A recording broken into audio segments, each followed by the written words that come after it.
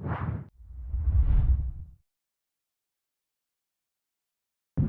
aí, pessoal, tudo certo? Professor Dixon Cossetti, do curso Direto ao Ponto. Hoje a gente vai falar a respeito de um tema bem relevante para aqueles que vão fazer concursos de diversas áreas.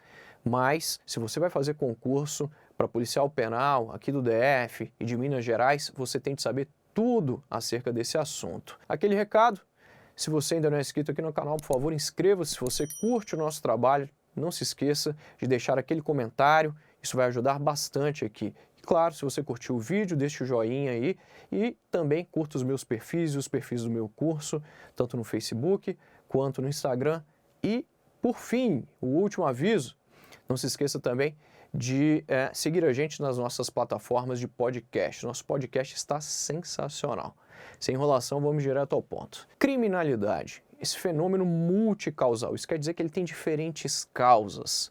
A criminalidade, ela pode afetar uma sociedade, uma comunidade, de diferentes modos, e ela pode trazer grandes prejuízos para todo mundo.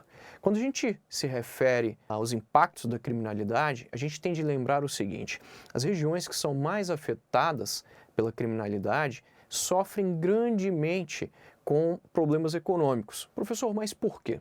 Pense aqui comigo, uma região em que os índices de criminalidade são altos são regiões que, em regra, vão sofrer depreciação, por exemplo, nos seus imóveis. Elas vão enfrentar também grandes dificuldades no que se refere à produtividade, à entrada de empresa naquelas regiões e, obviamente, vai haver fuga de pessoas para outras localidades, fugindo, evidentemente, da criminalidade.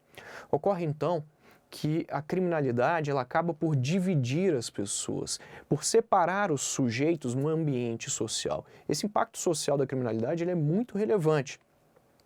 Nesse sentido, a criminalidade aprisiona as pessoas no interior de suas casas e, não raro, a gente vê várias casas no Brasil, aqui no DF principalmente, que são verdadeiros palácios fortificados. E aí nós temos aqueles equipamentos de segurança, temos até cães, temos ainda as câmeras, temos policiais ou ainda aqueles vigilantes que fazem a segurança dessas localidades. Isso é para que você tenha uma ideia. As pessoas cada vez mais elas se aprisionam dentro das suas próprias casas. Evidentemente que governos e empresas acabam investindo menos seus recursos em localidades cujos índices de criminalidade são grandes. Então a gente já tem um impacto econômico muito relevante. Além de tudo isso, a gente pode falar do impacto social. Eu já tinha falado para você que as pessoas acabam se separando. Como você tem as pessoas ficando presas em casa e com medo de saírem às ruas, a criminalidade acaba impedindo a socialização de pessoas, em certo modo.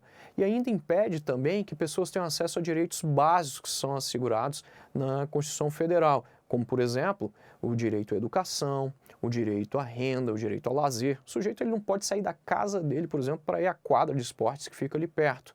Então, o direito ao esporte também. A gente ainda pode falar do direito relacionado ao transporte, direito relacionado a todos os aspectos que estão lá no artigo 6º da Constituição Federal, os direitos sociais em si considerados. Olha só, são impactos extremamente significativos. A gente já falou aqui de impactos econômicos, agora a gente está falando dos impactos sociais.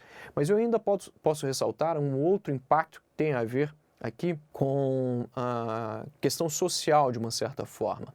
A imigração. Muita gente acaba deixando várias localidades, cidades ou até mesmo estados que são extremamente violentos, exatamente em virtude da violência que é vivenciada naquele local. Pessoas que perderam familiares, pessoas que perderam entes queridos ou ainda amigos. É muito difícil você conviver com a criminalidade, ela limita realmente a sua atuação, ela limita realmente o acesso a diferentes direitos, o acesso do sujeito a diferentes bens e serviços. Além de tudo isso, a gente pode ainda considerar que com os altos índices de criminalidade, a gente também tem um alto índice de mortes. De acordo com o IPEA, a principal causa de mortes de jovens entre 18 até 35 anos no Brasil são as mortes violentas, especialmente as mortes por armas de fogo. E daí a gente sabe que isso traz um transtorno muito grande para as famílias, para as pessoas, além também de trazer um grande problema para o SUS, Sistema Único de Saúde, uma vez que muita gente vai procurar o tratamento na rede pública para esse tipo de problema, ou ainda aqueles que são dependentes químicos de drogas também procuram a rede pública para fazer suas terapias, e aí a rede pública, que já é sobrecarregada, ainda tem que lidar com esse problema. Literalmente atendendo pessoas oriundas aí da guerra, do tráfico de drogas, pessoas que foram atingidas por balas perdidas, entre vários outros problemas. Então você já tem essa noção grave relacionada à criminalidade. Nesse âmbito, a gente também tem um aspecto que envolve aqui a questão demográfica. Vários estados acabam perdendo muitos jovens em virtude das mortes violentas, em virtude da criminalidade. E aí você já sabe, a gente tem aquela modificação na pirâmide etária da sociedade e traz outros tipos de consequências diferentes para aquele estado ou para aquela cidade. Mas, embora a gente tenha todos esses problemas, nós também temos formas aqui de solucionar essa questão da criminalidade, reduzir a criminalidade e os seus impactos para a sociedade. A primeira coisa é a gente cada vez mais investir em políticas que são baseadas, antes de tudo, na estratégia, no método.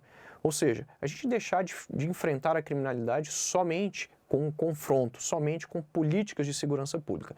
Políticas de segurança pública são extremamente importantes para a gente lidar com a criminalidade, mas a gente não pode ver somente esse combate ao crime direto como maneira única, como via única para combater esse problema, para combater o excesso de crimes. A gente tem de atuar lá atrás, porque quando a gente combate a criminalidade com o confronto, a gente combate a criminalidade no momento em que ela está acontecendo ou após ela acontecer.